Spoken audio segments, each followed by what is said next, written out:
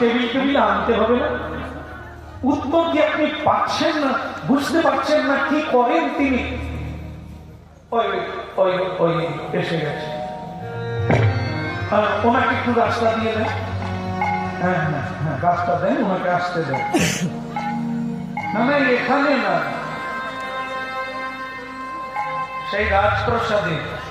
বুড়ো মন্ত্রী দেরি আর সহ্য করতে না পেরে যে চাকরটা বাড়ি ফিরল না কেন, বোধহয় মরে গেছে।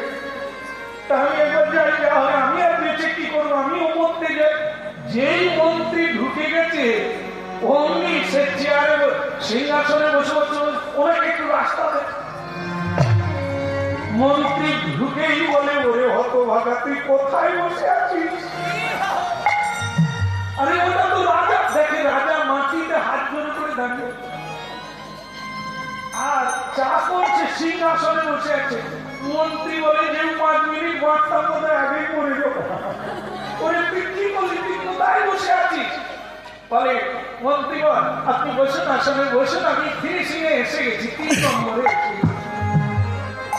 মন্ত্রী ধপাস করে বসে বলল, তার তো শুধু দীর্ঘ নিঃশ্বাস হচ্ছে, এবার 2 জনকে কুপাবে।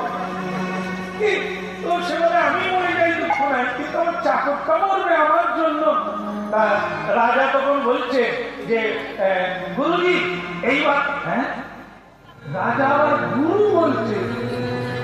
আরে কি করেছে? কি করে গুরু হয়ে গেল? আমার চাকর গুরু হয়ে গেল। রাজা বলছে, তাহলে শেষ প্রশ্নের উত্তরটা, ভগবান কি করে? চাকর বলে, আপনার মাথায় এখনো ঢুকেনি ভগবান কি করে। এটা কি করছে দেখতে পাচ্ছেন না? আপনি কোথায়, আমি কোথায়?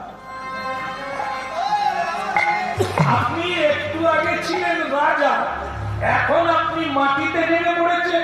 আমি মাটিতে ছিলাম, এখন উপরে উঠেছি।